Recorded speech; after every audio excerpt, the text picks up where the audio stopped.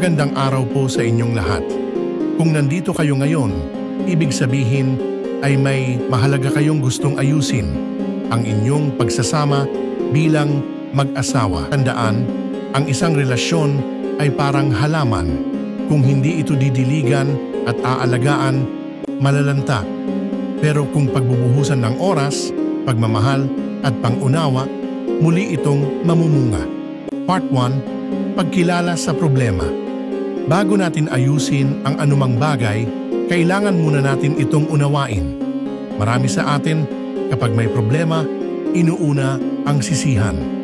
Pero tandaan natin, ang problema ay hindi ikaw o ako, kundi tayo laban sa problema. Mga karaniwang dahilan ng hidwaan, kakulangan sa komunikasyon, hindi malinaw ang pag-uusap o puro emosyon, pagkawala ng tiwala dahil sa kasinungalingan o pagtatago, stress sa pera o trabaho na apektuhan ang emosyon at pasensya, pagkalimot sa pagmamahalan, nawala ang lambing at pagpapahalaga. Part 2, Komunikasyon. Puso sa puso. Subukan natin ang simpleng teknik na tinatawag na "Ako ang nakakaramdam" statement.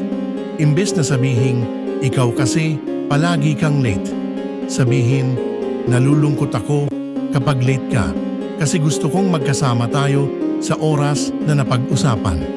Ganyan, hindi natin inaatake ang tao, kundi ipinapahayag natin ang damdamin. Part 3, Pagpapanumbalik ng tiwala-tiwala ay parang salamin.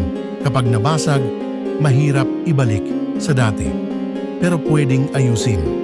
Maging tapat, kahit sa maliliit na bagay. Iwasan ang sikreto na pwedeng makasakit. Magsimula sa maliit na hakbang para patunayan na karapat-dapat muli sa tiwala.